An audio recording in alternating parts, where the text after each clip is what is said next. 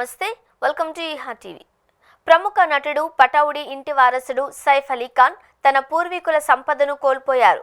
Madhya Pradesh high court తాజా తీర్పుతో 15,000 కోట్ల విలువ చేసే భోపాల్లోని ఆయన వంశపారంపర్య రాజభవనాన్ని ప్రభుత్వమే స్వాధీనం చేసుకునే అవకాశం ఏర్పడింది. ఇది ఇప్పుడు శత్రు సంపత్తిగా పరిగణించబడింది అని కోర్టు తేల్చింది. ఈ నిర్ణయం పటౌడి కుటుంబానికి తీవ్ర నష్టాన్ని కలిగించడమే కాకుండా వారి చారిత్రక వారసత్వాన్ని దూరం చేసింది. హర్యానాలోని గురుగ్రామ్ సమీపంలో ఉన్న పటౌడి ప్యాలెస్ నిజంగా సైఫ్ అలీ ఖాన్కు చెందిన రాజభవనం.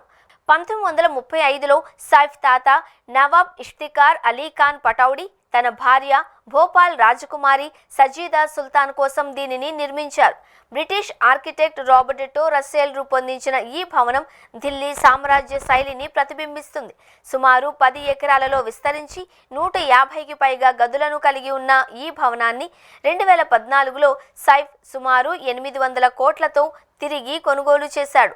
ప్రస్తుతం ఇది కుటుంబ నివాసంగా పలు సినిమాల షూటింగ్లకు వేదికగా ఉపయోగపడుతోంది. ఇది అసలు వివాదానికి కేంద్ర బిందువు. సైఫ్ అలీ ఖాన్ తాతయ్య హమీదుల్లా ఖాన్ భోపాల్ చివరి నవాబ్. ఆయన పెద్ద కూతురు అబీదా సుల్తాన్ 1950లో పాకిస్తాన్కు వలస వెళ్లడంతో భారత ప్రభుత్వం ఆమెకు చెందిన ఆస్తులను ఎనిమీ ప్రాపర్టీగా ప్రకటించింది.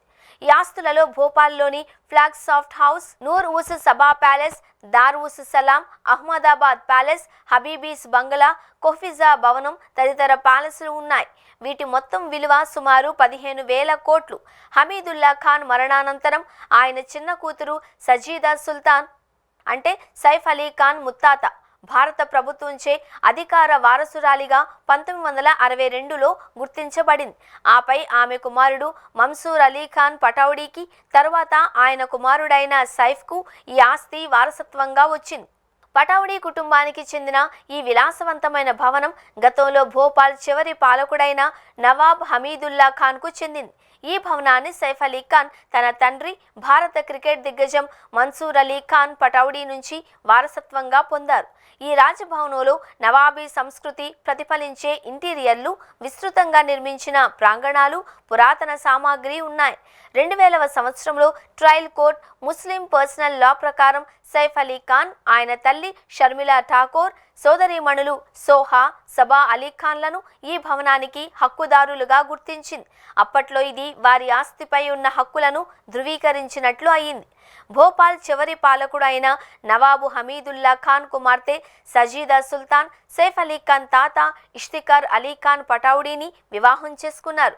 వారి సంతానమే సైఫ్ అలీ ఖాన్ కుటుంబం. అయితే ఈ వారసత్వ హక్కులకు ఒక కీలకమైన మలుపు ఏర్పడింది. హమీదుల్లా ఖాన్ మొదటి కుమార్తె అబీదా సుల్తాన్ 1950లో పాకిస్తాన్ వెళ్లి అక్కడి పౌరసత్వం తీసుకున్నారు. దీంతో భారత ప్రభుత్వం ఎనిమీ ప్రాపర్టీ యాక్ట్ ప్రకారం ఆ ఆస్తిని శత్రు సంపత్తిగా గుర్తించింది. ఈ చట్టం ప్రకారం భారత విభజన సమయంలో లేదా ఆ తరువాత పాకిస్తాన్ వెళ్లిన వ్యక్తులు భారత పౌరసత్వాన్ని వదిలి వెళ్లినట్లయితే వారి ఆస్తులను భారత ప్రభుత్వం స్వాధీనం చేసుకునే హక్కు ఉంటుంది. అబీదా సుల్తాన్ భారత పౌరసత్వాన్ని వదిలి వెళ్లిన నేపథ్యంలో 2014లో ప్రభుత్వం ఈ భోపాల్ రాజభవనాన్ని శత్రు సంపత్తిగా ప్రకటించింది. 2024 డిసెంబర్లో మధ్యప్రదేశ్ హైకోర్టు తాత్కాలిక స్టేను ఎత్తివేసి సైఫ్ అలీ ఖాన్ పిటిషన్ను తోసిపుచ్చింది. అప్పటి నుంచి కుటుంబానికి అప్పీల్ చేసుకునే అవకాశం ఉండగా వారు అప్పీల్ దాఖలు చేయలేదు. దీంతో ప్రభుత్వానికి ఆస్తిని స్వాధీనం చేసుకునే మార్గం సుగమమైంది. ముంబై మిర్రర్కి ఇచ్చిన ఒక పాత ఇంటర్వ్యూలో సైఫ్ అలీ ఖాన్ తన భావోద్వేగాలను పంచుకున్నారు. ఈ ఆస్తికి ధన విలువతో కొలవలేము. ఇది మనసుకు ముడిపడిన ఆస్తి. నా తాతయ్య, తండ్రి అక్కడే సమాధిగా ఉన్నారు. నాతో ఆ స్థలానికి ఆధ్యాత్మిక సంబంధం ఉంది. ఈ భవనం నా తాత, నా నానమ్మ కోసం నిర్మించింది. ఇది శతాబ్ద కాలం నాటి చరిత్రను కలిగి ఉంది అని ఆయన పేర్కొన్నారు. ఈ వ్యాఖ్యలు పటౌడి కుటుంబానికి ఈ భవనం ఎంత విలువైందో తెలియచేస్తున్నాయి. ఈ తీర్పుతో పటౌడి కుటుంబానికి చెందిన మరో చారిత్రక ఆస్తి వారి వంశం నుండి తొలగిపోయింది. శత్రు సంపత్తిగా ప్రకటించబడిన తరువాత భోపాల్ పరిపాలనా యంత్రాంగం ఈ రాజభవనాన్ని తమ అదుపులోకి తీసుకునేందుకు సిద్ధమవుతోంది. పటౌడి వారసత్వానికి ఇది ఒక గొప్ప నష్టం కావడమే కాకుండా భవిష్యత్తులో ఇది మరో రాజకీయ, చట్టపరమైన చర్చకు దారితీసే అవకాశం ఉంది.